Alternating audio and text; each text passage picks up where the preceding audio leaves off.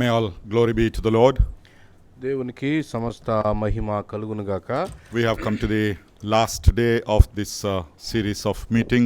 ఈ కూడికల పరంపరలో మనం చివరి కూడికకు చేరి వచ్చాం. At the offset, I want to thank the assembly leadership for inviting me and giving me an opportunity to be with you in this way. మీతో పాటు ఈ కూడికలో సహవాసం చేయడానికి వాక్యాన్ని అందించడానికి నన్ను ఆహ్వానించిన స్థానిక పెద్దలకు నా ప్రేమ వందనాలు తెలియజేస్తూ I want to thank you for all the love, fellowship and hospitality that you have extended to me in the Lord's name. ప్రభు నామములో మీరు నా పట్ల జరిగించినటువంటి ప్రేమను ఆతిథ్యాన్ని అంతటిని బట్టి కూడా మీకు ప్రేమ వందనాలు తెలియజేస్తూ ఉన్నాను. It is also my privilege to share the ministry along with my dear brother John Lee and with the brother Isaac. ప్రియ సహోదరుడు జాన్ లీ తోటి అలాగే దేవుని దాసులు ఐజాక్ గారితోటి దేవుని యొక్క వాక్యాన్ని పంచుకోవటం ప్రభు నాకు ఇచ్చిన భాగ్యంగా భావిస్తూ ఉన్నాను. May the Lord continue to use them for his glory. ప్రభు తన నామ ఘనత కొరకై ఆ దాసులను వాడుకొనును గాక.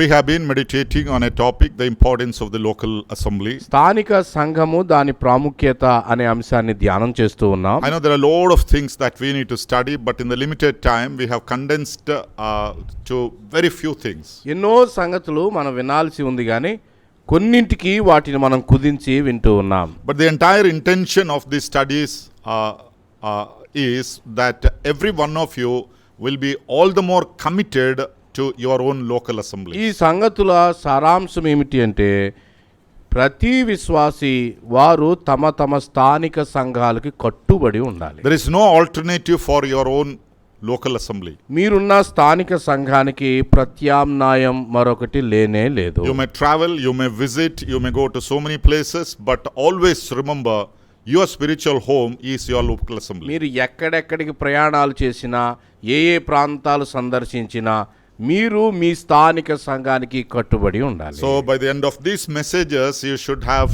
a commitment to your own assembly, and that commitment should be strengthened. ఈ సందేశాలు చివరికి వస్తూ ఉంటుండగా ప్రతి వ్యక్తి కూడా మేము మా స్థానిక సంఘాలకి కట్టుబడి ఉంటాము అనే నిర్ణయాన్ని చేసుకోవాలి. We will look into various aspects of the local assembly and its importance. స్థానిక సంఘము దాని యొక్క ప్రాధాన్యత ఆ విషయాలు అనేకమైనటువంటి వాటిని మనం గమనిస్తూ ఉన్నాం. Especially how a local assembly should be established. ప్రాముఖ్యంగా ఒక స్థానిక సంఘము ఎలా స్థాపించబడుతుందో చూసా. And we also saw how a local assembly should be growing. ఒక స్థానిక సంఘం ఎలా అభివృద్ధి చెందుతుందో కూడా మనం చూసాం. Now I will bring a small thought once again this evening and close this series. ఈ కూడికలలో ఆఖరి వర్తమానాన్ని ఒక ఆలోచన మీకు అందించి ముగిస్తాను. The functioning of the local assembly. స్థానిక సంఘము దాని యొక్క పనితీరు. How does the local assembly function? స్థానిక సంఘము ఏ విధంగా పనిచేస్తుంది? Every institution has a code of functioning.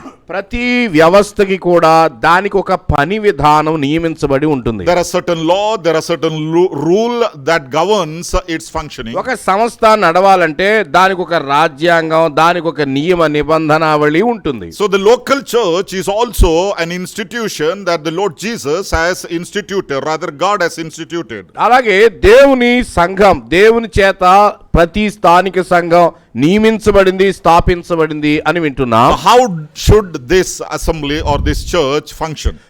అలా అయితే దేవుని చేత స్థాపించబడిన ఈ సంఘం ఏ విధంగా పనిచేయాలి? Shall we read one verse from the book of 1 Timothy chapter 3 verse 14 and 15? తిమోతికి పౌలు రాసిన మొదటి పత్రిక 3వ అధ్యాయం 15వ వచనాన్ని మనం చదువుదాం.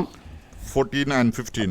14-15 వచనాలు. తిమోతికి పౌలు రాసిన మొదటి పత్రిక 3:14-15. శీఘ్రముగా నీ యొద్దకు వత్తునని నిరీక్షించుచున్నాను. అయినను నేను ఆలస్యం చేసిన ఎడల దేవుని మందిరములో అనగా జీవము గల దేవుని సంఘములో జనులు ఎలాగు ప్రవర్తింపవలనో అది నీకు తెలియవలనని ఈ సంగతులను నీకు రాయిచున్నాను. Yeah. ఆ సంఘము సత్యమునకు స్తంభమును ఆధారమునై ఉన్నది. you may know how you ought to conduct yourself in the house of God. దేవుని మందిరములో నీవు ఎలా ప్రవర్తించాలో అది నీకు తెలియాలి అన్నాడు. Which is the church of God.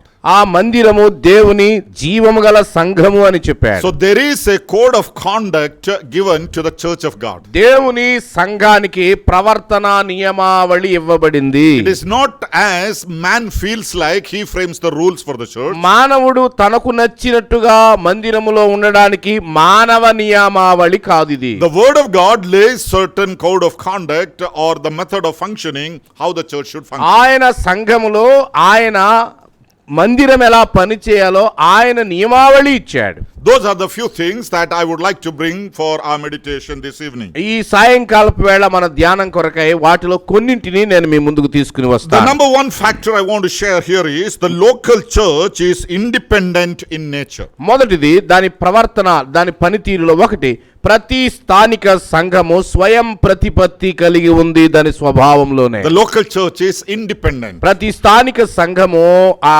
స్వతంత్రంగా ఉన్నది. In the New Testament epistles we read about the names of many local churches. క్రొత్త నిబంధన సంఘములో అనేకమైన స్థానిక సంఘాల పేర్లు ప్రస్తావించబడ్డాన్ని చూస్తాం. One example I would read from the book of Romans chapter 16 and verse 5. ఒక ఉదాహరణ రోమా పత్రిక 16వ అధ్యాయం 5వ వచనం చూడండి. Greet the church that is in their house. తెలుగులో ఇంట ఉన్న సంఘమునకు 4వ వచనంలో ఉంది, మరియు వారి ఎంట ఉన్న సంఘమునకు వందనములు చెప్పుడి అన్నాడు. So there is a church meeting in a house. కాబట్టి ఇంటిలో ఒక సంఘం ఉన్నది. As an example I read this verse. ఇక్కడ ఈ వచనాన్ని ఉదాహరణగా నేను చెప్తూ So ఉండగా, there were churches in homes and in different locations. ఆ కాలములో ఇంటిలో అనేక సంఘాలు ఆ ఇళ్లలో ఉంటున్నట్లుగా మనం గమనిస్తాం. The churches were always identified by the place where it is placed. సంఘము అనేది అది ఉన్న ప్రదేశాన్ని బట్టి గుర్తింపు కలిగి ఉంది. In the book of Revelation also we see the 7 churches named after 7 places. అలాగే ప్రకటన గ్రంథంలో కూడా ఉన్న 7 సంఘాల పేర్లు 7 ప్రాంతాల పేర్లతో అవి గుర్తుపట్టడానికి వీలుగా So రాయబడ్డాయి. when we learn about these churches, each of these churches were independent. ఈ సంఘాలను గురించి మనం ధ్యానం చేస్తున్నప్పుడు ప్రతి సంఘము స్వాతంత్ర్యాన్ని కలిగి ఉన్నది. They were not under any other organizations. సంఘము ఏ వ్యవస్థ కిందో ఏ సంస్థ కిందో ఉండదు అని మనం గ్రహిస్తున్నాం. Very carefully when we read, జాగ్రత్తగా మనం చదువుతూ ఉంటే we see even the apostles were not exercising their authority over that church. ఆ స్థానిక సంఘాలపై అపోస్తులు కూడా తమ అధికారాన్ని వారు చెలాయించటం లేదు. But they taught them the word of God. అయినా వారు వాక్యాన్ని మాత్రమే సంఘాలకు బోధిస్తూ But వచ్చారు. the church was always independent. స్థానిక సంఘాలు ఎల్లప్పుడూ స్వాతంత్ర్యాన్నే కలిగి ఉన్నాయి. So each church is an independent body, complete in itself. కాబట్టి మొట్టమొదటిది ఏమిటంటే ప్రతి స్థానిక సంఘము సంపూర్ణంగా స్వాతంత్ర్యం కలిగే హక్కు కలిగి ఉంది. All what is needed for the edification of that body is kept within that church. ఆ సంఘం యొక్క అభివృద్ధి అంతా ఆ సంఘంలోనే ప్రభు దాచిపెట్టాడు. So church is not an organization. సంఘము సంస్థ కాదు. It is an organism, a living being. సంఘము అవయవాలతో కూడిన ఒక జీవము గల So శరీరం. the entire local assembly is considered as one living body. స్థానిక సంఘం అంతా ఒకే ఒక జీవం గల శరీరంగా ప్రభు రాయించి పెట్టాడు. And the Lord Jesus, the chief shepherd, is the head of that body. ప్రధాన కాపరి అయిన ప్రభు అయిన యేసుక్రీస్తు ఒకే శరీరముగా ఉన్న ఇట్టి సంఘానికి ఆయన శిరస్సు అయి ఉన్నాడు. That aspect has been very clearly mentioned by Peter in his epistle, first epistle of chapter 5. పేతురు మొదటి పత్రిక 5వ అధ్యాయంలో పేతురు చాలా స్పష్టంగా ఆ ప్రధాన కాపరి సంఘానికి ఉన్న సంబంధాన్ని ఆయన చెప్పాడు. Now many people think Jerusalem was the head office and all other churches were the branches of Jerusalem church. చాలా మంది ఏమనుకుంటారంటే అనేక సంఘాలు ఉన్నాయి, వీటన్నిటికీ కూడా హెడ్ ఆఫీసు యెరూషలేములో ఉన్న సంఘము అని భావిస్తారు. The Bible does not teach like that. Bible ఎప్పుడూ అలాగున బోధించలేదు. Jerusalem there was a church, యెరూషలేములో సంఘమున్న మాట వాస్తవమే గాని and they had the apostles as the members of that church. అపోస్తలులు ఆ మొదటి శిష్యులు అక్కడ ఉండడం కూడా వాస్తవమే గాని Great scholarly learned men in that church. గొప్ప పండితులు నేర్పు కలిగిన వాళ్ళు ఆ సంఘములో ఉన్నారు. So they sent out the teachers to other churches to teach them, but then they were an independent church. అయితే వారు అక్కడ నుండి ఆ వాక్యాన్ని బోధించే వారిని ఇతర సంఘాలకు పంపించారు. కానీ ప్రతి స్థానిక సంఘం యెరూషలేము సంఘం కూడా స్వతంత్రంగా ఉన్నది. Now in the modern Christian world we see many churches are functioning under one head office or one organization. ప్రస్తుత కాలంలో సంఘాలు అనేకమైనవి ఎలా ఉన్నాయంటే అవి ఒక హెడ్ ఆఫీస్ కింద నమోదు చేయబడిన సంఘాలుగా ఉంటూ ఉన్నాయి. The New Testament does not teach any concept about the head office church and the branch church. Head office church అని బ్రాంచ్ సంఘాలని అనే బోధను దేవుని వాక్యం ఎన్నడూ బోధించలేదు. Every church is independent in itself. ప్రతి స్థానిక సంఘము స్వయం ప్రతిపత్తి స్వాతంత్ర్యాన్ని కలిగి ఉన్నది. Now in our assemblies, even though we don't come under any particular organization, మన స్థానిక సంఘాలు కూడా ఏ సంస్థకు సంబంధించినవి కావు. sometimes we come across cases where people say, brother, we have a big church and we have 10 branches. కొంతమంది మన వాళ్ళల్లోనే అంటారు, అయ్యా మాది చాలా పెద్ద సంఘం అండి, మాకు ఉప సంఘాలు శాఖలు ఉన్నాయి మాకు అని చెప్పేవాళ్ళు. How do you have these branch churches? మీకు ఈ శాఖలు ఎలా వచ్చాయి మీ సంఘానికి? Oh, we went out and worked a new church. వాళ్ళు ఏమంటారంటే మేము వెళ్ళి ప్రయాసపడ్డాం కాబట్టి అక్కడ సంఘం ఏర్పడింది కాబట్టి అది మా శాఖ అని చెప్తారు. So they call it as their branch. మా శాఖ అని వారు చెప్తారు. That is not how the Bible teaches about the independent nature of the church. స్థాపించబడిన ఏ సంఘాన్ని గురించి కూడా బైబిల్ శాఖలుగా చెప్పటం లేదు అని గ్రహించాలి. Now what happens when a church does evangelistic work and a new church is established? ఒక స్థానిక సంఘము వెళ్ళి సువార్త ప్రకటించగా ఆ కొత్త ప్రాంతంలో క్రొత్త నిబంధన పద్ధతిలో సంఘం ఏర్పడుతుంది. That is a biblical concept. We learned that yesterday. అలాగున సంఘాలు ఏర్పడాలని నిన్న మనం నేర్చుకున్నాం. But does that new church remain as a branch of this church? అలాగున ఈ సంఘ ప్రయాస వలన ఏర్పడిన కొత్త ప్రాంతంలో ఉన్న సంఘం ఈ సంఘానికి శాఖగా ఉండగలదా? What is the biblical principle for that? ఈ విషయమై నూతన నిబంధన సత్యం ఏమిటి? Now we need to understand one concept. ఒక సంగతిని మనం అర్థం చేసుకోవాలి. Any church that goes and plants or establishes a new church, ఏ సంఘమైనా వెళ్ళి కొత్త ప్రాంతంలో ఒక సంఘం స్థాపించబడ్డానికి కారణమైతే they have a responsibility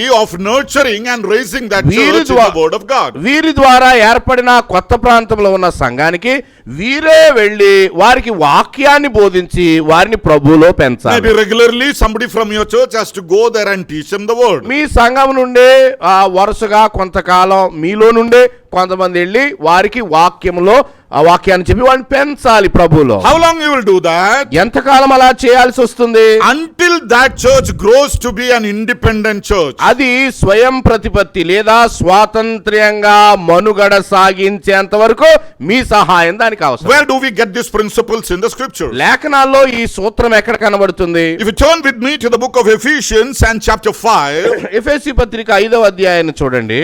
there we see Paul is presenting the family relationship to the Christ church relationship. సంఘానికి క్రీస్తుకి ఉన్న సంబంధాన్ని వివరించడానికి పౌలు ఆ వివాహ బంధాన్ని కుటుంబ బంధాన్ని గురించి ఆయన రాస్తూ వచ్చాడు. And then when you come to chapter 5 verse 31 and 32, 5వ అధ్యాయం 31 32 వచనాలకు వచ్చేసరికి, for this reason a man shall leave his father and mother and be joined to his wife. ఈ హేతు చేత పురుషుడు తన తండ్రిని తల్లిని విడిచి తన భార్యను హత్తుకొనును అనే మాట చూస్తున్నాం. And then in verse 32 he says, this is a great mystery, but I speak concerning Christ and the church.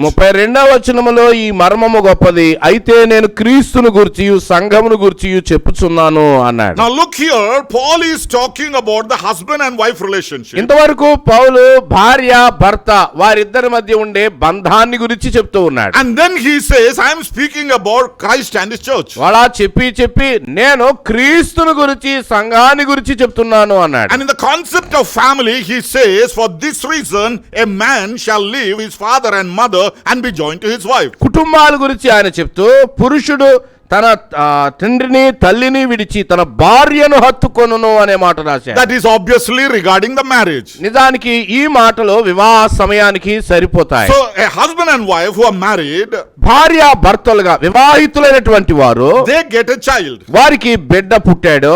The child is an independent body. వారికి పుట్టిన బిడ్డ ఇండిపెండెంట్, స్వయంగా స్వాతంత్రం కలిగినటువంటిది. But the parents have the responsibility to nurture and raise that child until the child becomes a mature person. పుట్టిన బిడ్డ స్వతంత్రంగా తన పని తాను చేసుకునేంత వరకు ఆ బిడ్డను సాకవలసిన బాధ్యత ఆ తల్లి ఆ తండ్రి. And when that child is grown to full maturity, ఆ బిడ్డ పరిపక్వతకి వచ్చిన తరువాత he will leave his father and mother. ఆ తల్లిని తండ్రిని అతడు విడిచిపెడతాడు. He becomes an independent unit. ఇప్పుడు అతడు స్వాతంత్రంగా జీవించగలడు. Until they leave the father and mother, that means until they come to that maturity, ఆ బిడ్డ తాను స్వయంగా స్వాతంత్రంగా ఎవరూ లేకపోయినా బ్రతకగలను అనే పరిపక్వతకి వచ్చేంత వరకు the parents were nurturing them and providing to them. ఆ బిడ్డ పట్ల సంపూర్ణమైన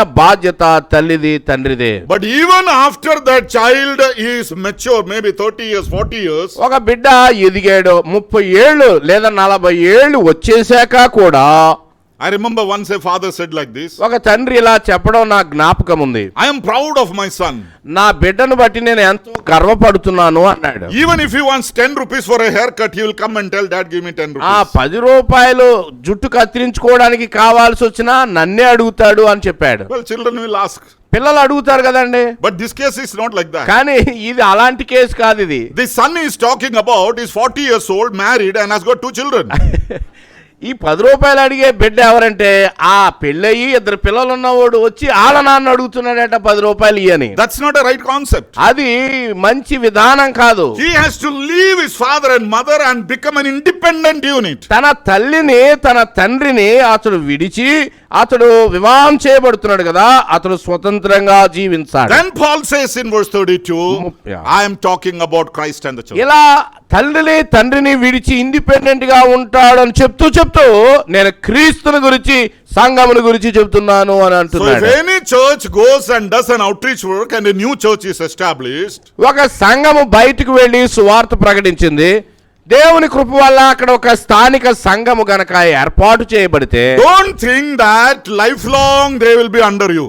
మీరు ఆ సంఘం ఎప్పుడు కూడా మా చెప్పు చేతల్లో ఉంటుంది అని భావించవద్దు. Some people claim we are the servants of God, we are the authority over them. మరి కొంతమంది ఉన్నారు, మేము దేవుని సేవకులు, ఇన్ని సంఘాల మీద మాకు అధికారం ఉందని చెప్పుకునే వాళ్ళు కూడా ఉన్నారు. Look into the ministry of Apostle Paul. అపోస్తుడైన పౌలు సేవా విధానాన్ని మీరు చూడండి. There are so many local churches he was involved with. ఆ పౌలు పరిచర్యలో అనేకమైన స్థానిక సంఘాల పాత్ర ఉన్నది. But did he ever overrule the elders of any single church? ఎన్నడే గాని పౌలు ఆ స్థానిక సంఘాల్లో ఉన్న పెద్దల పైన పెత్తనం చేసినట్టుగా ఎక్కడ మనం He చూడాలి. was a teacher, he was an advisor, he was a counselor. ఆయనే వారికి వాక్యం బోధించాడు, ఆయనే సలహాలు ఇచ్చాడు, ఆయనే వారిని పెంచాడు నిజానికి. But he never involved into the independent nature of any local church. అయినప్పటికీ కూడా ఒక స్థానిక సంఘం దాని స్వాతంత్ర్యం మీద పౌలు ఎన్నడూ దాడి చేయలేదు. So I want to tell and emphasize here, ఇక్కడ ఒక ప్రాముఖ్యమైన సత్యాన్ని నేను నొక్కి చెప్పాలి. your local church is an independent me church. స్థానిక సంఘము స్వాతంత్ర్యం కలిగినటువంటి You సంఘం. are not coming under any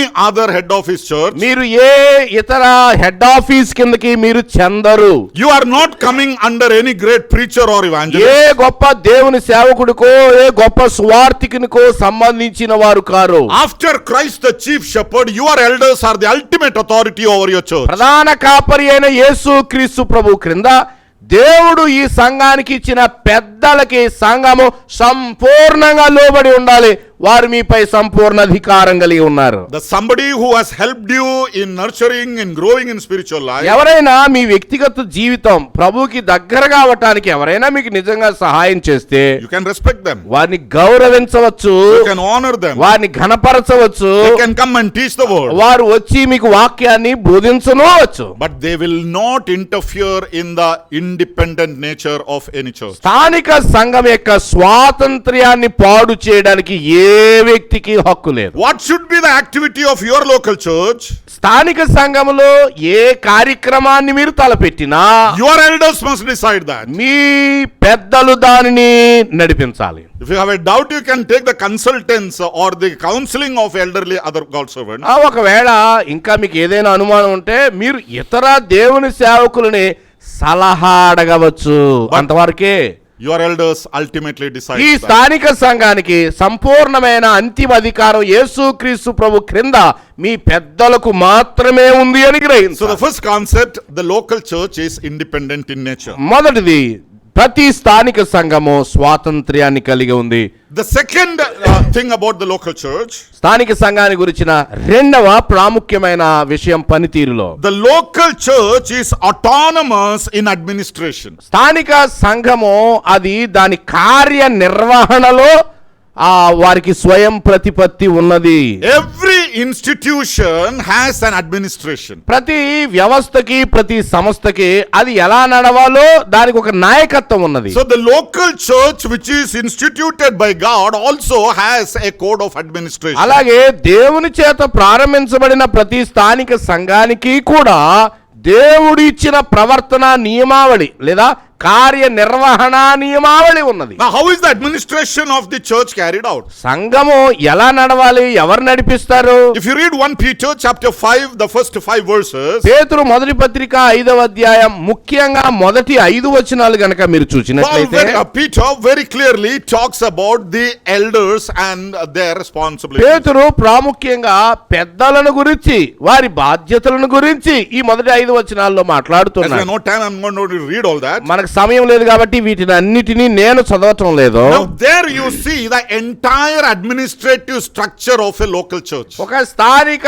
సంఘము దాని నడుపుదల అడ్మినిస్ట్రేషన్ ఎలా ఉంటుందో ఆ స్ట్రక్చర్ ఇక్కడ కనబడుతుంది. The whole body is divided into 3 levels there. ఈ వ్యవస్థ అంతా కూడా 3 స్థాయిలుగా విభజించబడింది. You can read that passage and understand it later. ఆ భాగాన్ని మీరు చదివితే మీకు అర్థమైపోతుంది. స్థానిక సంఘం 3 భాగాలుగా కనబడుతుంది. How is these 3 divisions? ఎలాగున ఈ 3 భాగాలు అనేది?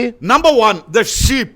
ఒకటి మంద లేదా గొర్రెలు అని చెప్పాడు. Or the flock. ఆ మంద అని చెప్పాడు. That means all the members of the church. మంద అంటే అందరూ కలిసి అని అర్థం. Everyone are the sheep in the flock. అందరూ మీరు ఎవరైనా గాని అందరూ మందలో ఉన్నారు. The second level is the shepherds in plural. రెండవది పెద్దలు లేదా కాపరులు బహువచన ప్రయోగం. It is always in plural in the New Testament local church concept. ఆ స్థానిక సంఘ నాయకులు అని ఎక్కడ కనబడినా గాని నాయకుడు ఉండడు, నాయకులు ఉంటారు. So there has to be always the plurality of elders in the local church. స్థానిక సంఘములో ఎప్పుడు కూడా బహువచనముతో కూడిన పెద్దలు ఉంటారు. They are the authority over the church. వారు సంఘము పైన అధికారాన్ని కలిగి ఉన్నటువంటి వారు. And the third level is the chief shepherd, which is in singular. ఆ మూడవ ఏమిటి అంటే ప్రధాన కాపరి, అది ఎప్పుడు కూడా ఏకవచనమే. That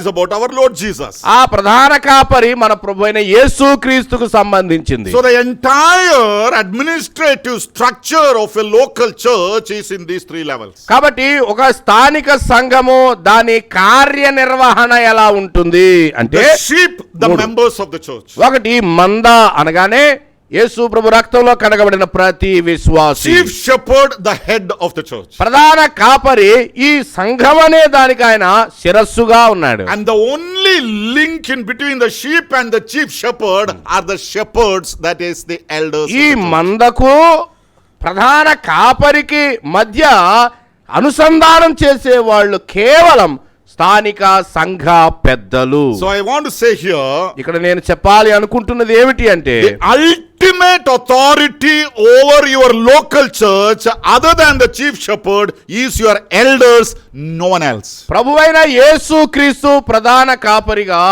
మీ మీద సంపూర్ణమైన అధికారం కలిగి ఉండగా ఆయన కాకుండా ఆయన క్రింద పెద్దలు సంపూర్ణమైన అధికారం కలిగి ఉన్నారు. ఇక మీ మీద మరొక అధికారం లేదు. Whether you like them or not. ఇది మీకు నచ్చినా నచ్చపోయినా ఇది కొత్త నిబంధన. The Bible says it is God who has appointed them.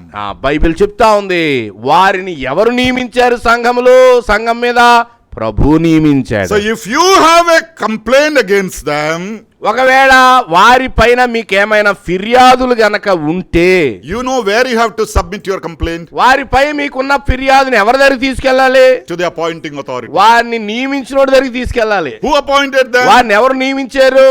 If you have appointed your elders in your church, ఒకవేళ మీ పెద్దల్ని గనక మీరు నియమించుకుని ఉంటే, you can decide to remove them. కాబట్టి తీసేసేది కూడా మీరే నిర్ణయం చేసేసుకోండి, ఎందుకంటే పెట్టుకున్నది మీరే కాబట్టి. That is what is happening in many churches చాలా nowadays. సంఘాల్లో ఈ రోజున అలాగే జరుగుతుంది. But if you believe it is God who has appointed the elders of my church, మన స్థానిక సంఘాల్లో ఉన్న పెద్దలు మా ప్రభు చేత నియమించబడ్డారు అని మనం నమ్మితే, your redressal must be addressed to the appointing authority. నీకున్నటువంటి ఏ ఫిర్యాదైనా ఏ సంగతి అయినా వారిని నియమించిన ప్రభు వద్దకే నువ్వు తీసుకుని వెళ్ళాలి. Shall we read Hebrews chapter 13 and verse 17? Hebrew పత్రిక 13వ అధ్యాయం 17వ వచనం చదువుదాం. Obey those who rule over you and be submissive, for they watch out for your souls as those who must give account.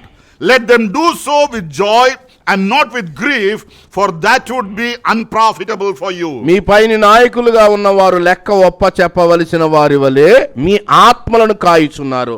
వారు దుఃఖముతో ఆ పని చేసిన యెడల మీకు నిష్ప్రయోజనం కనుక దుఃఖంతో కాక ఆనందముతో చేయనట్లు వారి మాట విని వారికి లోబడి యుండుడి అన్నాడు. So what do we read here? ఇక్కడ ఏం చదువుతున్నాం? The proper functioning of the church depends on the ruling of the elders and the submission of the sheep. స్థానిక సంఘము చక్కగా నడవాలంటే సంఘము లోబడాలి, పెద్దలు పాలించాలి. Unfortunately, in many churches in these days, ఆ దురదృష్టవశాత్తు నేటి దినాల్లో సంఘములో ఏం కనబడుతుంది అంటే, the shepherds and the sheep relationship, సంఘము కాపరి ఆ సంబంధాన్ని మనం చూస్తున్నప్పుడు, that is like the ruling party and the opposition party of our parliament. సంఘము కాపరి ఎలా ఉన్నారంటే, వీళ్ళేమో పాలకపక్షం, ఈయనేమో ప్రతిపక్షం, లేకపోతే అలాగా కనబడుతుంది. Always like this. వీళ్ళు ఎప్పుడు కూడా ఒకళ్ళకొకళ్ళకి వ్యతిరేకమే, కాపరికి సంఘానికి పడదు. Tomorrow when the opposition becomes the ruling party, things will change like this. ఒకవేళ వీళ్ళు గనక ప్రతిపక్షంలో పాలపక్షం అయితే మళ్ళా గొడవ అదే మామూలే. I want to tell every members of every local church here. ప్రతి స్థానిక సంఘంలో ఉన్న ప్రతి వ్యక్తికి నేను ఇలా చెప్పదలిచాను. When you rebel against your oversight or your eldership, మీ పెద్దల పైన, మీ పై విచారణకర్తల పైన ఒకవేళ ఏ సందర్భంలోనైనా నీవు తిరుగుబాటు చేస్తే, you are putting them to grief. వారికి నీవు దుఃఖము కలుగ చేస్తున్నావు, మరిచిపోకూడదు. That is what the Bible says here. ఇక్కడ బైబిల్ అదే చెప్తుంది. Let them do it with joy and not with grief. వారు దుఃఖముతో కాక ఆనందముతో నిన్ను కాయాలి నీ పెద్దలు. What happens if you put them to grief? వారికి దుఃఖము కలిగేటట్టుగా నీ ప్రవర్తన ఉంటే ఏం జరుగుతుంది? You see the answer there itself. ఇక్కడ చూడండి, అక్కడే ఆన్సర్ కనబడతా ఉంది. That would be unprofitable for you. మీకు నిష్ప్రయోజనం. మీ నాయకులకు మీరు దుఃఖం కలిగిస్తే You won't profit anything by rebelling against the leadership of your church. నీవు ఎంతగా తిరుగుబడితే నీకేం దొరికింది అంటే నీకేమీ దొరకలేదు అని చెప్పాడు. So unless the element of concern for the sheep and submission to the shepherds, there cannot be a proper function. సంఘము చక్కగా సాగాలి అంటే ఇవ్వబడిన పెద్దలు మంద పట్ల భారాన్ని కలిగి ఉండాలి, మంద నాయకులకు లోబడే వైఖరి కలిగి ఉండాలి. Nowadays there is a big question among many churches.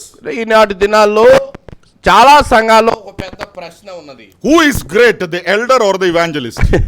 పెద్దలు గొప్పోళ్ళా, అక్కడ పనిచేస్తున్న సువార్థికుడు గొప్పోడా అనే గొడవలు బయలుదేరాయి. I don't know from where you get this question itself. అసలు ఈ ప్రశ్న మూలం ఎక్కడో కూడా నాకు తెలియటం లేదు. Paul and Barnabas, they were the members of the Antioch church. పౌలు బర్నబాలను చూడండి, వాళ్ళు అంతియోకియ సంఘంలో సభ్యులు.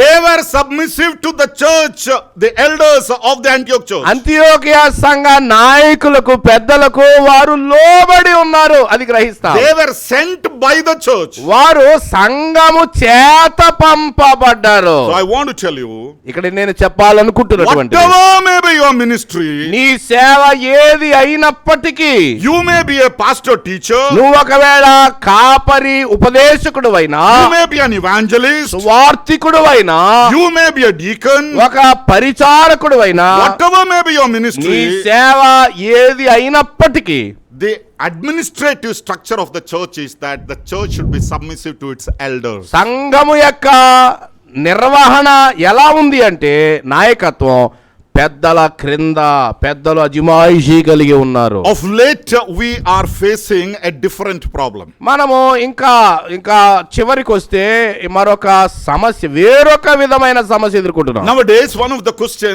that we are facing is the government has made it mandatory to register every church. సంఘాలు వారు ఖచ్చితంగా ఏదైనా ఒక సంస్థగా రిజిస్టర్ చేయబడాలని గవర్నమెంట్ చెప్తుంది. I do not know if it has become mandatory in your place. Yeah, it's likely. Our places already is mandatory. So most of the churches they are registered as trust. చాలా సంఘాలు trust గా అవి నమోదు చేయబడాల్సి వచ్చింది మా ప్రాంతంలో. And when you register as a trust, you need a president, you need a secretary, you need a treasurer, you need certain posts there. ప్రభుత్వానికి లెక్క చెప్పే పద్ధతిలో అక్కడ ఏం చేయాలంటే, సంఘానికి ఒక ప్రెసిడెంట్, ఒక సెక్రటరీ, ఒక ట్రెజరర్, మిగతా వాళ్ళు సభ్యులు ఉన్నారని చూపించాలి దానిలో. Because that is a legal requirement of the government. అది ప్రభుత్వానికి చట్టబద్ధమైన ఒక పని. Now is it biblical to do that? అలా చేయటం వాక్యానుసారమా? Yes, the Bible says yes. Bible చెప్తుంది అవును అని. If you read Matthew's Gospel chapter 22 and verse 21. మత్తయి సువార్త 22:21 చూస్తే What do we read there? ఇక్కడ మనం ఏం చూస్తాం? 22. Render therefore to Caesar the things that are Caesar's, and to God the things that are God's. అందుకైన అలాగైతే కైసరవి కైసరుకును, దేవునివి దేవునికి ఏం చేయాలి? చెల్లించాలి. What is the broader meaning of that? దీని విశాలమైన అర్థం ఏంటి? It is not just giving the tax.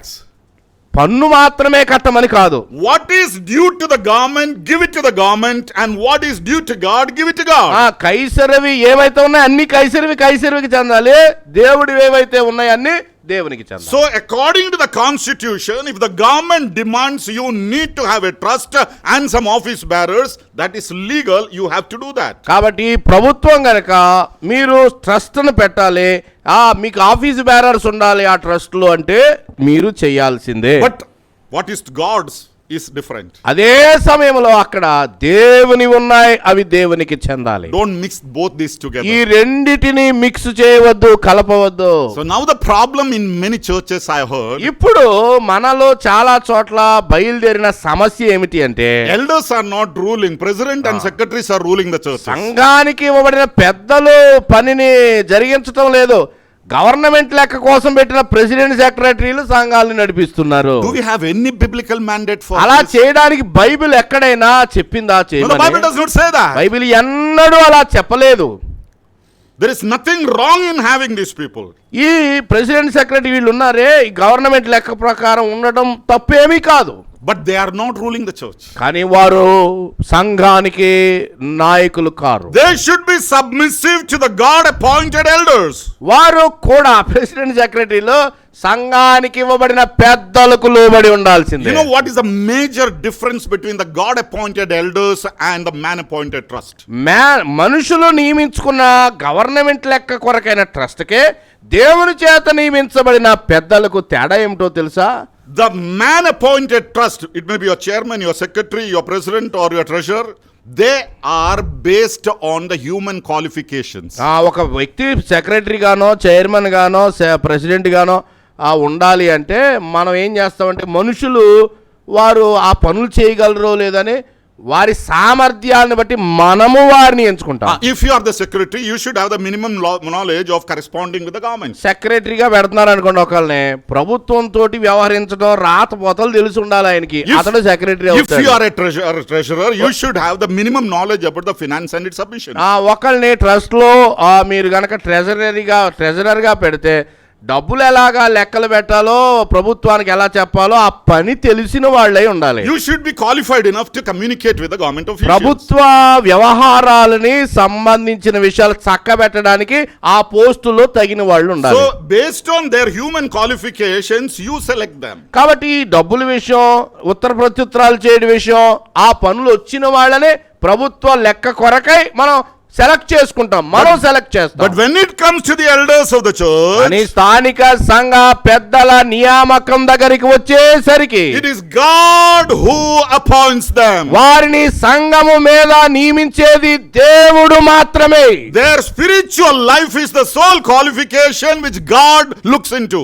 ఆ వారి నియామకం కొరకై దేవుడు ఆత్మీయ వారి పరిపక్వతను దేవుడు మాత్రమే చూడగలడు. What does Peter say in 1 Peter chapter 5? పేతురు మొదటి పత్రిక 5వ అధ్యాయంలో పేతురు ఏం చెప్తున్నాడు?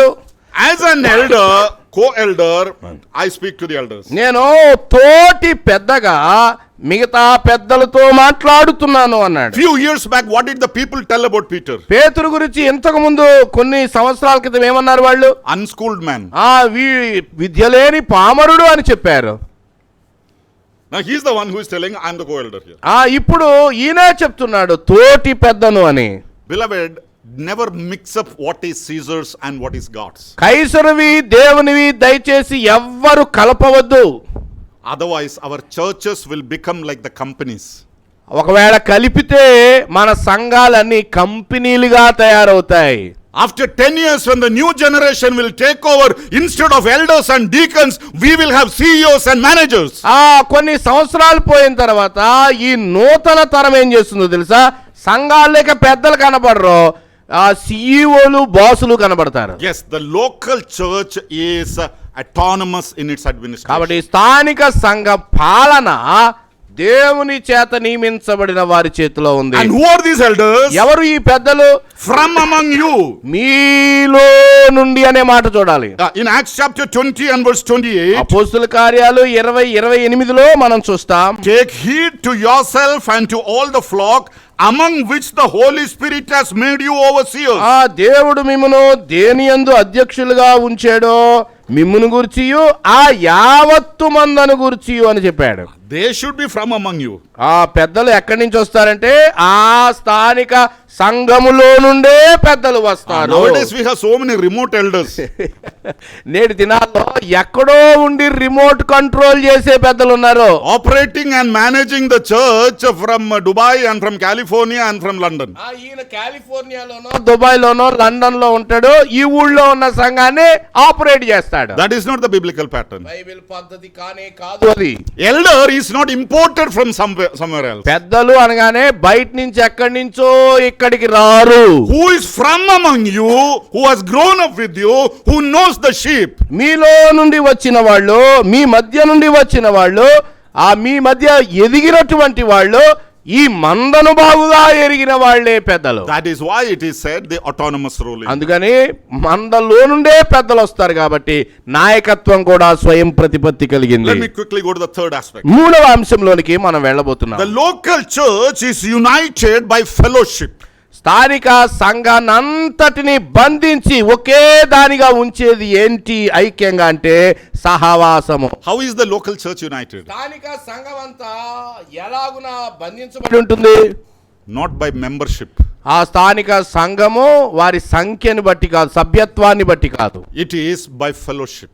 స్థానిక సంఘము సహవాసాన్ని బట్టి మాత్రమే లెక్కించబడుతుంది. The problem with many mainline churches today, ఈ రోజున పెద్ద పెద్ద సంఘాలు అని చెప్పబడుతున్న వాటి విషయంలో they go by membership. వాళ్ళు సభ్యులను చేర్చుకోవడం ద్వారా సంఘం అని చెప్తున్నారు. Your name should be registered. మీరు అక్కడ రిజిస్టర్ లో మీ పేరు నమోదు చేయబడుతుంది. Annual membership fee should be paid. మీరు మెంబర్షిప్ రుసుము కట్టాలి. Whether you come to the church or not, it is not the pastor's వచ్చినా problem. రాకపోయినా అక్కడ నాయకుడికి ఏమీ పట్టదు. He has the list. వారి దగ్గర మాత్రం మీ పేర్లు నమోదైన జాబితా ఉంటుంది. But that is not how the Bible talks about the local church. స్థానిక సంఘము సభ్యత్వాన్ని బట్టి నమోదయ్యేది కాదు అని గ్రహించాలి. We don't go by membership, we go by fellowship. మన సంఘం యొక్క లెక్క నమోదు చేయబడిన జాబితాను బట్టి కాదు, ఐక్యంగా కలపబడిన సహవాసాన్ని బట్టి ఉంటుంది. 1 John chapter 1 and verse 7. యోహాను మొదటి పత్రిక 1వ అధ్యాయం 7వ వచనం చూడండి. If we walk in the light as he is in the light, we have fellowship with one another. అయితే ఆయన వెలుగులో ఉన్న ప్రకారం మనమును వెలుగులో నడిచిన ఎడల మనము అన్యోన్య సహవాసము గలవారమై. So how do I become the member of a local church? నా స్థానిక సంఘములో నేను ఎలా సభ్యుడినై ఉంటాను? Not coming one Sunday and taking a membership. నేను ఒక ఆదివారం వచ్చేసి నా పేరు రాసుకోండి అయ్యా, నన్ను కూడా చేర్చు, దీంతో పని కాదు. Or not coming as a visitor for 1 or 2 weeks. 1-2 వారాలు దర్శించి తర్వాత జాయిన్ అయిపోయేది కాదు. By constant and regular fellowship with that church, you become the part of that church. అన్యోన్య సహవాసము కలిగి ఉంటేనే ఆ స్థానిక సంఘములో నీవు సభ్యుడవు అవుతావు, సభ్యురాలవు అవుతావు. And the church led by the elders will certify that fact or commend that them. ఈమె లేదా ఇతడు అన్యోన్య సహవాసపు లక్షణాలు ఉన్నాయని ఆ పెద్దలు నిర్ధారిస్తారు. Now we came here yesterday. మేము నిన్నొచ్చాం. Today the Lord's Day we were here. నిన్న రొట్టె విరిచే కూటానికి ఇక్కడ ఉన్నాం మేము. We broke bread with you. మీతో కలిసి మేము కూడా రొట్టె విరుచుటలో పాల్గొన్నాం. And today I asked the elders of this church, well yesterday I broke bread with you, please give me a commendation. కాబట్టి నిన్న మీతో పాటు రొట్టె విరిచాను కదండి, కాబట్టి మాకు దయచేసి సిఫారసు ఇవ్వండి అని అడగొచ్చా మేము? Will they give? ఇస్తారా? అడిగితే Will you give, ప్రకాశ్ రావు గారు ఇస్తారండి? They won't give, isn't it? ఇవ్వడండి, ఆయన అసలే ఇవ్వడు. Now you need to understand this fact. ఈ విషయాన్ని అర్థం చేసుకోవాలి మనం. A person becomes the member of the local church only by constant regular fellowship. ఒక వ్యక్తి ఈ స్థానిక సంఘములో ఎలా సభ్యుడవుతాడంటే అన్యోన్య సహవాసము ద్వారానే. For the personal reference, the elders may have a list of the members and their names. ఒక్కొక్కసారి వాళ్ళ వ్యక్తులు ఎక్కడ ఉంటున్నారో ఏంటో తెలుసుకోవడానికి వీళ్ళ దగ్గర కూడా ఒక జాబితా ఉండవచ్చు, తప్పేమి కాదు. There is nothing wrong with that. అలాంటి జాబితా తప్పు కాదు గానీ That is their personal requirement. అది వారితో సంభాషించడానికి ఇలాంటి రకాల అవసరాల కొరకే తయారు చేసిన But జాబితా. scripturally speaking, we become one by constant fellowship. పుస్తకంలో only. పేరుందని సభ్యులు అనుకోకండి, అన్యోన్య సహవాసం కలిగిన వాళ్ళే సభ్యులు. So the church should always practice that fellowship element among them. కాబట్టి ఇక్కడ ఉన్న స్థానిక సంఘము అన్యోన్య సహవాసము అనే దాన్ని ఎల్లప్పుడూ అభ్యాసంలో ఉంచుకోవాలి. Acts chapter 2 and verse 42, the 4 fundamental practices of the church. అపోస్తుల కార్యాలు 2వ అధ్యాయం 42వ వచనములో ఆ స్థానిక సంఘము చేసే 4 ప్రధానమైనటువంటి సంగతులు ఉన్నాయి. They continued steadfastly in apostles' doctrine and fellowship, in the breaking of bread and in prayers. వీరు అపోస్తుల బోధ యందును సహవాసమందును రొట్టె విరుచుట యందును ప్రార్థన చేయుట యందును ఎడతెగక యుండిరి అన్నాడు. 4 things. 4 విషయాలు ఉన్నాయి ఆ సంఘంలో. How many times they did it? ఎన్నిసార్లు చేశారు దాన్ని? Not once. ఒకసారి కాదు. The English translation says they continued steadfastly in these 4 things. English లో చెప్పబడింది, తెలుగులో ఎడతెగక, తెగలేదు. They continued in fellowship. వారు కొనసాగుతూనే ఉన్నారు అని చెప్పాడు. That is how you become the member of the local church. సహవాసం కొనసాగితేనే సంఘ సభ్యత్వం కదా. So always remember that. ఎన్నడూ గుర్తుపెట్టుకోవాలి దీన్ని. The local church is united by fellowship, not by any man-made rules. స్థానిక సంఘము అనేది మనుషులు పెట్టే పద్ధతుల ద్వారా సభ్యత్వాన్ని బట్టి ఉండదు, సహవాసాన్ని బట్టి. And the breaking of bread, the participation in the Lord's Supper on every Sunday morning, ప్రతి ఆదివారం ఉదయకాలపు వేళ రొట్టె విరిచే కూడికకు సంబంధించి declares that these persons are in the active fellowship of this church. రొట్టె విరిచే కూటములో పాల్గొనుట అనే ఆ దృశ్యం ఏం చెప్తుందంటే ఇతడు ఈ సంఘ సభ్యుడు. Let me go quickly to the 4th thing. 4వ అంశాన్ని నేను త్వరగా మీ ముందుకు తీసుకొస్తాను. The local church practices the universal truths of the church locally. The local church practices the universal truth of the church locally. సంఘానికి ఉన్నటువంటి సార్వత్రిక సత్యాన్ని స్థానిక సంఘము అభ్యాసం చేస్తుంది. Now, when you think about our assemblies, మన సంఘాలను చూడండి. well, certain practices we may differ from one assembly to other మన assembly. లాంటి సంఘాల్లో కొన్ని అలవాట్లు వాళ్ళకి మనకి కొంచెం వ్యత్యాసంగా ఉండవచ్చు. But there are certain universal principles or the fundamentals of the doctrine. చిన్న చిన్న వాటిల్లో మనలాంటి ఇతర సంఘాలకి తేడాలు ఉండొచ్చు, కానీ ప్రధానమైన వాటిలో అన్నీ ఒకేలా ఉంటాయి. The fundamental doctrine which qualifies us to be called as the brethren. మనము సహోదరులము అని పిలవడానికి సరిపోయే ఆ పునాది అందరికీ ఒకటే. That is a universal principle. ఆ పునాది సార్వత్రిక సత్యం. That is observed locally by the local church. అన్ని సంఘాలకు ఉన్నటువంటి అదే పునాది స్థానిక సంఘానికి కూడా ఉండాలి, అభ్యాసం So చేయాలి. what is a local church? స్థానిక సంఘం ఏమిటి? Local church is not one part of the body. స్థానిక సంఘము అంటే ఒక శరీరములో ఒక భాగం కాదు.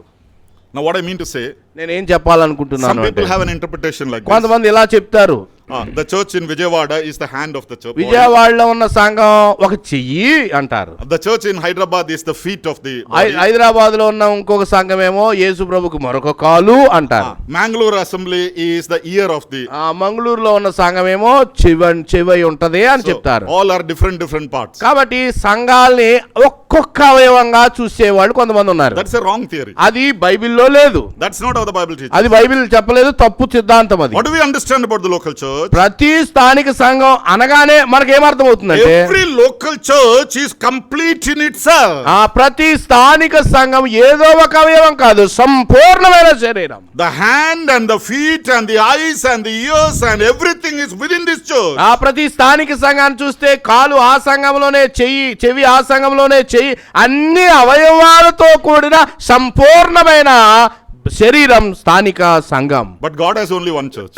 అయితే దేవునికి మాత్రం ఒక్కటే ఉంది సంఘం. That is the universal body అది of Christ. సార్వత్రిక యుగముల సంఘము అని చెప్తూ వచ్చాడు. But then the universal church cannot come together to practice the principles given to the church. సార్వత్రిక సంఘములో ఉన్న అన్ని సంఘాలు కలిసి ఈ క్రొత్త నిబంధన సిద్ధాంతాన్ని పాటించడానికి కలిసి రాలేవు. For example, breaking of bread or the Lord's Supper. ఉదాహరణకి రొట్టె విరుచుట కొరకై సార్వత్రిక సంఘం అంతా కలవగలదా? ఆలోచన చేద్దాం. The universal church cannot come and break one bread. సార్వత్రిక సంఘం అంతా ఒక చోట రొట్టె విరవడం అనేది అసాధ్యం. And nowadays people have found new ways. ఇప్పుడు కొత్త పద్ధతులు కనిపెట్టారు అలా చేయడానికి. You can go online and show the bread through the Zoom and then everybody will leave it. Online లో కెమెరా ముందు ఇలా బ్రెడ్ చూపిస్తాడు, మిగతా వాళ్ళందరూ ఇళ్లలో ఉండి తింటమే. But that's not how the Bible teaches. Bible ఆ వ్యవస్థ గురించి ఎప్పుడూ చెప్పదు. So the Bible teaches you have to have one bread because you are members of one body. Bible ఏం చెప్తుందంటే, ఒక స్థానిక సంఘం ఒక్క రొట్టె కలిగి ఉంటుంది, ఎందుకంటే ఆ సంఘంలో మీరందరూ సభ్యులై ఉన్నారు. That cannot be done universally. ఇలాంటి ఒక రొట్టెను ప్రపంచంలో ఉన్న వాళ్ళందరూ ఒక రొట్టె విరుద్ధకు వచ్చే అవకాశం లేదు. So what is the definition of the local church? మరి ఇప్పుడు చెప్పండి, స్థానిక సంఘము అనగా ఏమిటి? The local church is the visible form of the universal church. అదృశ్యమైన కంటికి కనబడని సార్వత్రిక సంఘం అంతటిని ఒక స్థానిక సంఘ రూపంలో చూసుకోవచ్చు. All the commandments given to the church universally by God in His word has to be practiced locally by this church. సార్వత్రిక సంఘం అంతటి దృష్టిలో చెప్పబడినటువంటి సూత్రాలు స్థానిక సంఘములో మనం అభ్యాసం చేయవచ్చు. 1 Corinthians chapter 14 and verse 33, Apostle Paul says like this. కొరింథీ మొదటి పత్రిక 14వ అధ్యాయం 14:33. 33వ వచనం చూడండి, 14:33. For God is not the God of author of confusion, but of peace, as in all the churches of the saints. అలాగే పరిశుద్ధుల సంఘములన్నిటిలో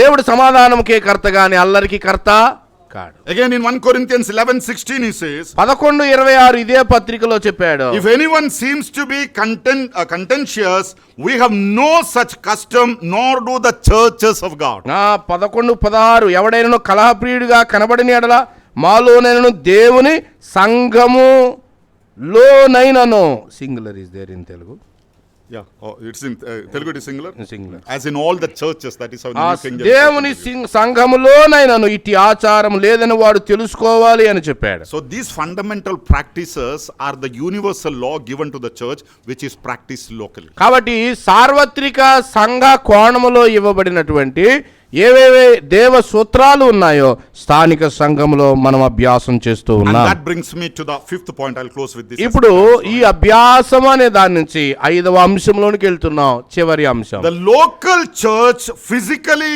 gathers in one specific place. స్థానిక సంఘము అనగానే భౌతికంగా ఒక చోటకి కూడి రాగలిగింది రావాలి. Other day I said we can see the church in two dimensions. నేను ఒక రోజు మీకు చెప్పాను సంఘాన్ని 2 కోణాల్లో మనం చూడాలి అని. The scattered church, సంఘము చెదిరి ఉన్న స్థితిలో ఉన్న సంఘం, that is the universally spread everywhere. అది ప్రపంచమంతా చెదిరి ఉన్న దేవుని సంఘం. But the gathered church, రెండవది సమకూర్చబడిన లేదా ఒక చోటకు రాగలిగిన సంఘం. the local church is the gathered church. స్థానిక సంఘము కూర్చబడిన సంఘం. And the Bible so clearly says we gather in one place. ఆ దేవుని వాక్యం చాలా స్పష్టంగా చెప్తుంది స్థానిక సంఘము ఒక చోటికి కూడి సమకూడి రావాలి. In 1 Corinthians chapter 11 and verse 18, 11-18 చూడండి, మొదటి పత్రిక కొరింథీయులకి మొదటి సంగతి ఏమనగా, for first of all when you come together as a church. మీరు సంఘమందు కూడి ఉన్నప్పుడు అన్నాడు. And in 1 Corinthians 11:20, 11:20లో మనం చూస్తే the English translation says, therefore when you come together in one place. ఆ ఇంగ్లీష్ లో ఉంది, తెలుగులో లేదు.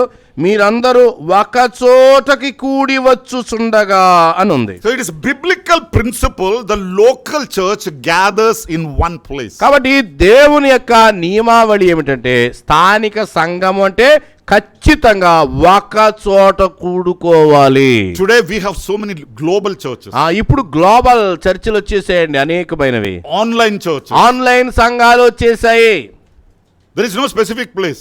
వాళ్ళకి ఎక్కడ ఒక చోట కూడుకోవాలనేది ఏమీ లేదు. Where are your members? మీ సభ్యులు ఎక్కడున్నారు అంటే, Oh, some are in Chennai, some are in Delhi, some are in Mumbai, some are in Mangalore, మా సంఘ సభ్యులు కొంతమంది చెన్నైలో, మంగళూరులో, అక్కడ ఇక్కడ ఉన్నారు. and some are in America and some are in England. ఇంకా కొంతమంది అమెరికాలో, లండన్, ఇంగ్లాండ్ లో కూడా ఉన్నారు. మా సభ్యులు, మా సంఘం అంటున్నారు వాళ్ళని. Now look at the Bible. What does it talk about the local church? Bible స్థానిక సంఘాన్ని గురించి ఏం చెప్తుందో ఒకసారి మీరు గమనించండి. The Bible talks about the local church with the name of the place. స్థానిక సంఘం అంటే ఒక చోటకి కూడి వచ్చేది అని అర్థం. So you should have a specific gathering in that particular place. స్థానిక సంఘము అంటే ఆ స్థలములో ఖచ్చితమైన కూడి వచ్చుట అనేది అభ్యాసం ఉండాలి. Unless you come to one place, you cannot break one bread. మీరు ఒక చోటికి కూడి రాకపోతే ఒక రొట్టెను విరవలేరు. Why should we break one bread? ఒక రొట్టెనే ఎందుకు విరవాలి? Because that is what the bread is talking. రొట్టె అనేది దాని గురించే మాట్లాడుతుంది, ఒక అనే దాని గురించి. The two fundamental principles about the bread that we break. రొట్టె విషయంలో, మనం విరిచే రొట్టె విషయంలో 2 పునాది సత్యాలు గమనించండి. One body broken for many. అనేకుల కొరకై ఎన్ని శరీరాలు నలగొట్టబడ్డాయి? So శరీరం, that bread represent that one broken body. ఈ ఒక్క రొట్టె నీ కొరకై నా కొరకై ఒక్క శరీరం నలగొట్టబడింది అని చెప్పే సూచన. And what is the second significance? రెండవ పునాది సత్యం ఏమిటి రొట్టెను గురించి? We who are many are made one body. అనేకులమైన మనము ఆ ప్రభువును బట్టి ఒక్క శరీరముగా చేయబడ్డాం. That is what that bread is. అందుకని ఒక రొట్టె, రొట్టె ముక్కలు కాదు. Two truth come together. ఈ 2 పునాది సత్యాలు సమ్మిళితంగా ఉండి తీరాలి. That can be practiced only when you specifically come in one place. ఈ ఒక్క రొట్టె దానిలో మీరు పాలు పొందాలంటే మీరు ఎక్కడెక్కడో ఉంటే కుదరదు, ఒకే చోటికి సమకూడి రావాలి. So what should be your commitment? కాబట్టి ఏం చేస్తారో చెప్పండి మరి మీరు. Just let me read Hebrews chapter 10 and verse 25. Hebrew పత్రిక 10వ అధ్యాయం 25వ వచనం చదువుతాను That చూడండి. I am closing. అది దాంతో నేను ముగించేస్తున్నాను. Hebrews 10:25. 10:25 కొందరు మానుకొనుచున్నట్టుగా సమాజముగా కూడుట మానక. Do not forsake the coming together of the saints are some are doing it. స్థానిక సంఘంగా కూటాలకి రానోళ్ళు చాలా మంది ఉన్నారు, మీరు అలా చేయకండి. Almost 2000 years ago, the writer to the Hebrew has written this. 2000 సంవత్సరాల క్రితం మానొద్దు అని ఇబ్రీ గ్రంథకర్త రాస్తున్నాడు. Those days only there were people who are forsaking coming as the church. ఆ రోజుల్లోనే కూటాలు మానేసే సభ్యులు ఉన్నారు అని లెక్క. But the Bible still says, don't forsake, come together. నా కృపతో ప్రభు ఇంకా బోధిస్తున్నాడు, సమాజముగా కూడుట మానక. My brothers and sisters, నా ప్రియమైన సోదరి సోదరులారా, I'm concluding my talk here. నేను నా వర్తమానాన్ని ముగిస్తున్నాను. There are lots more we have to learn, but our time is restricted. ఎన్నో విషయాలు ఉన్నాయి, సమయాభావం కూడా ఉంది. But be committed to your local churches. ప్రతి విశ్వాసి మీరు మీ స్థానిక సంఘాలకి పూర్తిగా కట్టుబడి ఉండాలి. Unless you have a specifically justified reasons in the eyes of God, don't forsake coming to the assembly on a Sunday or any other church meetings. స్థానిక సంఘ కూడిక ఆదివారం కానీ, రొట్టె విరిచే కూటం కానీ, మిగతా కూడికలు కానీ ఒకవేళ నీవు రాకపోతే దేవుని దృష్టిలో న్యాయమైన కారణం ఏదైనా ఉండాలి తప్ప మిగతా అన్ని సందర్భాల్లో స్థానిక సంఘ కూడికలకు హాజరు కావాల్సిందే. There is no alternative for that. ఈ విషయంలో ఎలాంటి మార్పు లేదు. It's very, very important in the eyes of God. దేవుని దృష్టిలో స్థానిక సంఘ సమకూర్పు చాలా God ప్రాముఖ్యమైనది. bless you all. ప్రభు మిమ్మల్ని అందరినీ దీవించును గాక. Thank you for the patient hearing. జాగ్రత్త శ్రద్ధగా విన్నందుకై మీ అందరికీ వందనాలు. Continue to pray for us. మా కొరకై ప్రార్థన చేయండి. In the Lord's time and the will, we will meet once again. ప్రభు చిత్తములో, ప్రభు సమయంలో మరొకసారి మనం కలుసుకుంటాం. God bless you all. Thank you. అందరికీ వందనాలండి.